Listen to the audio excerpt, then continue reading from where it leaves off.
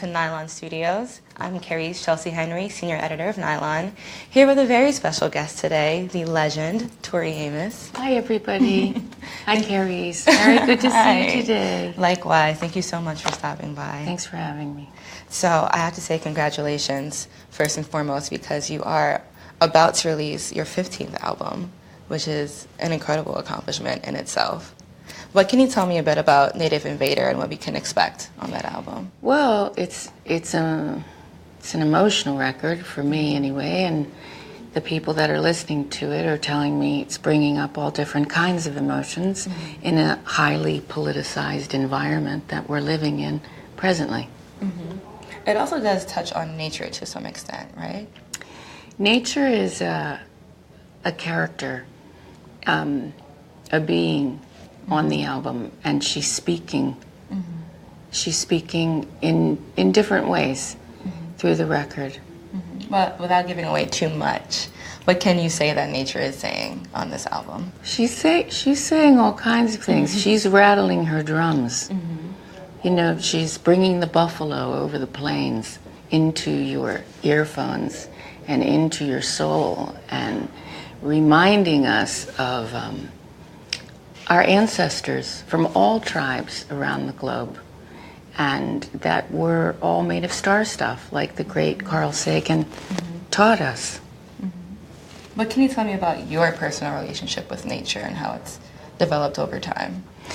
Well, first of all, the record, I guess, started, the seeds were planted when I took another road trip. I do love a road trip. I mean, I am a road dog. Guilty. And so Johnny and I went down to the Smoky Mountains about this time last year.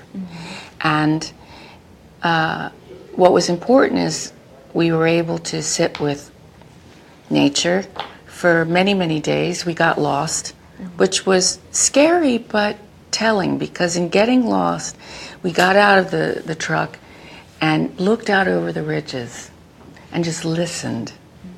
I don't know, for about an hour, just in our own space, separate spaces. And I asked nature, I said, song lines, beings, come and invade. You are welcome to come and invade, please, and co-create, and just play me. And then hopefully we'll collaborate and write something that resonates with what people are going through at this time. Now, this was a year ago. This is before I knew that my mother wouldn't be able to speak again in a year's time. And yet she and I shared so much of what I discovered on that trip, and I had so many questions for her about when she grew up and the stories that she remembers being told from her father and her aunts and uncles when she was growing up. Considering there are so many inspirations as far as between nature and your relationship with your mother, considering her medical situation, what revelations have you come to about yourself as a creator, considering all those things?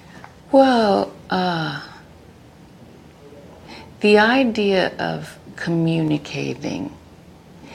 Mary is now communicating with her eyes and the love that she's always carried. But no, she can't spell and she can't write.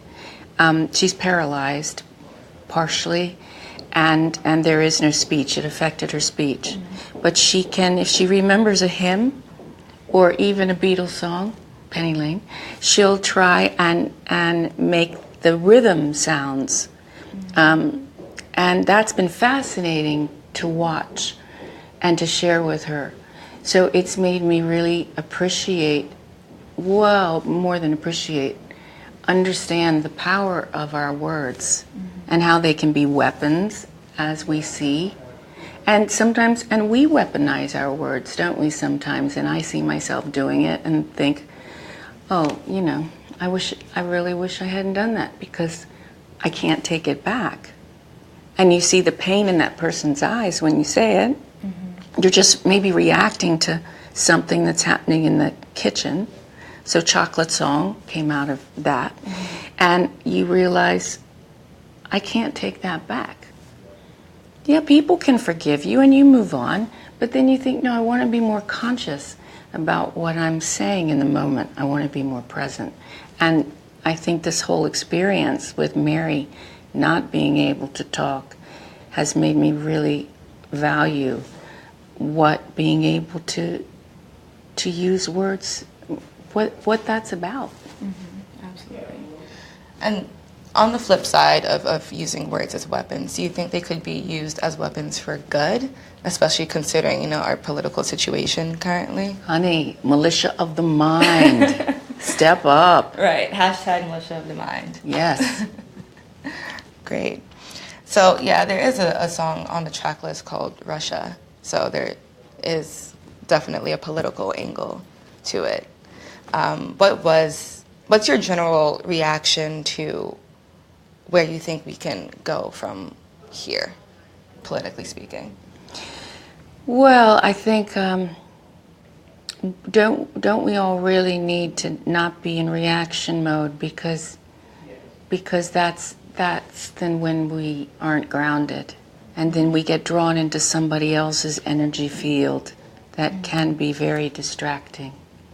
So we have to focus on the issues that are around us, and not be sheep and led astray by false prophets and shepherds that might lead us in that direction. That can come from extreme right or extreme left, any extreme. You have to really, bring yourself back to balance. Absolutely. So getting back to your own career and your music, if you were to listen to one of your albums on repeat for the rest of your life, which one would you choose and why? Well, on repeat? Mm-hmm. Oh, you mean is this like my torture that I would have to put you in the hot seat? Oh, okay. Well, it wouldn't be Pele because there's a lot of bloodletting on that album, and that needed to happen. Mm-hmm. The 20-year anniversary happened, as we know, and that was really enjoyable to put that out again and to remaster it and do the second disc. However, if my torture is listening to Tori on repeat, that wouldn't be the one.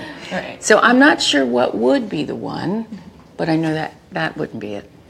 I mean, understandable. That was the album that introduced me to you, so it's got a special place in my heart. Yeah, but it's an acquired taste. I think there's a time in the day for Boys for Pete. We fondly call it that, yeah. But not 24 hours a day. Understandable. Well, what are you listening to now? Who are some musicians that you find yourself a huge fan of? All kinds. Mm-hmm. I usually don't pluck out one because I don't know. Over 25 years ago, that was going on then too, and sometimes somebody you might really admire mentions everybody but you. And I never want to do that. Yeah. But I do want to say I've rediscovered Frank Zappa, which has been really quite a walk down memory lane. I didn't understand his work as much as I'm beginning to now, so I needed to grow with it. He was such an incredible thinker, composer, musician, mind, and his interviews. Wow, I was watching them while I was writing Native Invader, and watching Carl Sagan's interviews and teachings. Yeah, his teaching sessions. Yeah, I remember hearing some references to his idea of people essentially coming from stars in the album. So that was interesting to hear that influence there. Getting back to the music you're listening to now, your daughter is of an age where she's kind of developing her own musical taste. She's sitting right here. Have you found that her interest in music has shaped yours at all now? Oh, yeah. Mm-hmm. She shows me things all the time that, especially when you're recording a record, which her dad and I have been doing for the last, 6, 7 months, I've lost count. And before that, I was doing the writing, and I was in the States a lot. You become, it is an isolating process. That's what I do. I cut myself off. So then I'm missing so much of what's happening. To have somebody that I have a great relationship with, that we share, it's very collaborative. She shows me things I wouldn't have known. And then I can catch up with them. Yeah. So she like keeps you in touch, basically. She keeps me in touch. Nice. And with shows as well. Yeah. I mean, Camila Vargas. I'm running Dallas. Nice. So just looking back at everything you've accomplished in your career, what would you say is probably the greatest lesson that you've learned? Greatest lesson I've learned, oh my goodness. Oh, wow. Okay. The greatest lesson is that, unfortunately, success is seductive. And it can be very dangerous because we can all be attracted to successful people. And so when it's almost 30 years now when Why Can't Tori Read came out. And when that didn't have the success that it might have had, then I learned a huge, important lesson about intention and about friends and acquaintances and business acquaintances and the music industry. And so what I needed to really understand was I need to look in the mirror with everything I'm doing and ask the question, why am I doing this? What is my intention? And hey, some of those rocker dudes in the old days would say, I want hot birds and fast cars, and that's what I want. Well, okay, then that's your intention. That doesn't mean you won't make cool music, but I needed to get clear with what my intention was. And then with some amazing people, Eric Ross, Steve Caton, David Sergerson, John Philip Chanel, we went and made Little Earthquakes. And that was a very different intention than where I had pushed myself, because I had let my vision go after so much rejection in the music industry, turning in songs and a path that I wanted to pursue with the piano there. Then I just ditched it to chase the commercial path. And there's some people that can hold that commercial path. But I don't have that energy. So what would you say overall your intention is as an artist now? Yes. And to write things that I feel I believe in, not to chase success with a projected view from the music industry about what is a popular song. Well, what is that anyway? I don't know if popular needs to really matter. What's a song that I believe I can sing with that's genuine, coming from you, whatever that is. I feel like in general the industry is slowly starting to acknowledge that, especially considering, the digital age where listeners of music are choosing what they want to listen to instead of being fed things. We can choose what we want to listen to, and we can weed out who's genuinely creating what we want to hear. So I would say that we're maybe slowly but surely getting to a point where everyone understands that as success too. Yes, I think the public, I agree with that. I think sometimes there are people in the industry that understand that, but there are also people in the industry that aren't as progressive as you are. And so we have to hope that that progression does get into the upper echelons of power in the music industry. Absolutely. So Obviously, people are probably very excited to see how Native Invader will get translated into a live performance. Do you have any plans for tour that you can share with us yet? Well, I'm about ready to dive into that a week from now. Okay, And so very soon. Yeah, it's a mystery, but it's going to be fine.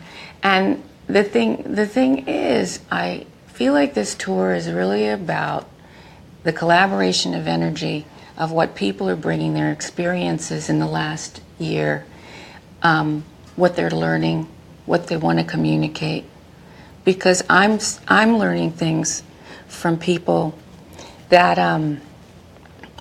that I might not agree with. But if I'm just sitting and listening and not deflecting before they even speak, well then what is my message?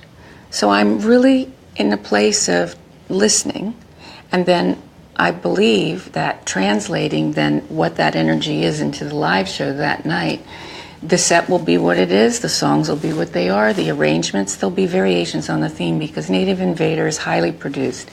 It's one of the more produced records that we've done in a long time. It has energies of Choir Girl, I guess, and yes, Scarlet's Walk, but Choir Girl more the technology. And so on stage, it's not about an exact replica of the record. It's about taking the songs and then making them work in a live genre. That's like a whole other aspect of creating an album too. It's so interesting to then take that and then turn that into another piece of art almost by putting it on and stage. I haven't figured it out yet, so it'll come. Fingers crossed. Are you sharing anything else before the album comes out? Another single before September 8th? Yeah, maybe. Okay. Keep your eyes peeled. Well, thank you so much for stopping by. Thank you so much. It's lovely to meet you. Great to meet you. Likewise. And everybody at home, make sure to keep an eye out for Tori Amos's upcoming 15th album, Native Invader, out September 8th. Thanks so much for joining us.